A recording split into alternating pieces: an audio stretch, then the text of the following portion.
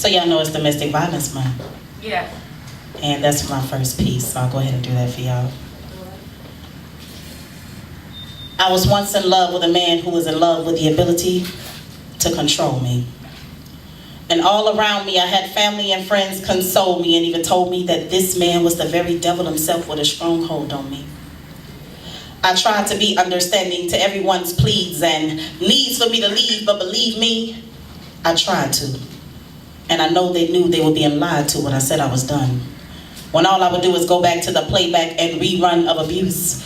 You see, I had reduced the woman I used to be to something so small that the people who knew me were appalled at what I had become. What?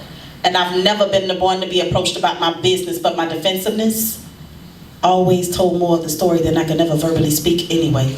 Needless to say, I stayed. Thought if I prayed hard enough for God to bless this mess, that He will maybe take away the stress and take away the pain, and somehow through bowed knees and a confessing tongue that I would eventually see a change. Not only did he remain the same, his jealousy and possessiveness was getting harder to tame, so I justifiably sang the song of, people go through things, you know, some bad and some worse, but like the rehearsed words of this poem, I just knew him too well. You see, he dwelled in too much negativity to vividly see the gift that he had. And it was always over the stupidest shit that he would get mad, or my bad, maybe it was my fault. I'm just glad I caught this ahead of time, or I could have been dead in time and this rhyme would have never reached you. I'm the same woman another better woman preached to, so I'll use this piece to teach you that you don't need him to complete you. Perhaps I should read you the latest news story, front page, woman found dead from boyfriend's jealous rage. I tell you, it is a blessing beyond words that I made it to this stage, because I made the decision that I would not keep living this way. And I say, to all my Ikes who love to fight, giving out body slams, chokeholds, and black eyes, I advise you to keep your distance. Because just as sure as your existence, I will book your first adventure on a complimentary flight to the nearest trauma center. Followed by a registered nurse, followed by a registered hearse, because your ass will go on the ground if you fuck around and raise your hand at me.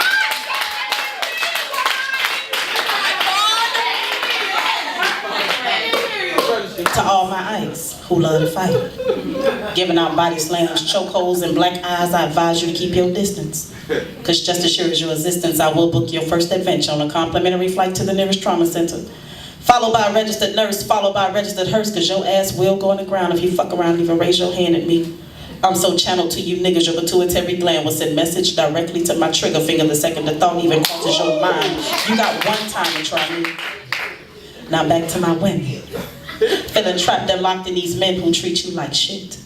My prayer is that you regain consciousness quick, because it makes me sick to see beautiful queens who don't know what it means to truly be loved. Dick's not being gloved, so now the kids are involved. And just when you thought your problem was solved in hopes that he'd tighten up, that the blows to your body and face would lighten up, but now you fight and fuss in front of them. It's even more disturbing when we find ourselves subservient to a being whose only scheme to keep you is through his scare tactics. His baby, I love you to never happen again act is old and played. You just don't know how close I was to going insane. Emotionally drained, looked in the mirror, didn't even know my damn name. And it's a damn shame how women will claim to be confident but will secure ourselves in a relationship with a man who tell us we ain't shit. But you want this to be it. So you master the art of smiling through bullshit till the next time he hits you. He does not now, nor will he ever emotionally fit you. And I know you want to get through this all on your own, but take it from me. Get out now and just move on, because ain't enough foundation of shades in this world to cover up this man's wrongs. And for the best friends, hold that sister close. See, this is the time that she needs you most, and stop saying shit like, oh, this just couldn't be you. Because unless your foot could fit into her shoe, you don't know what you would do. The best day of my life is when I left.